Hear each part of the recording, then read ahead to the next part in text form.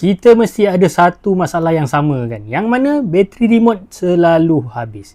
Bila guna yang ni kadang cepat sangat dia punya habis. Time nak guna pula tu, time tu last stock dalam simpanan tak ada. So aku dah jumpa solusi dia. Nak tahu apa dia? Tengok video ni sampai habis.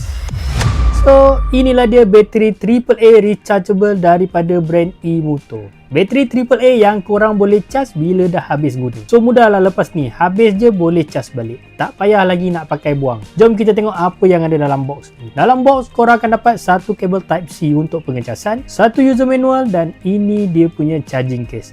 Color hitam, build quality dia memang solid. Saiz charging case ni kecil je, sebesar tapak tangan.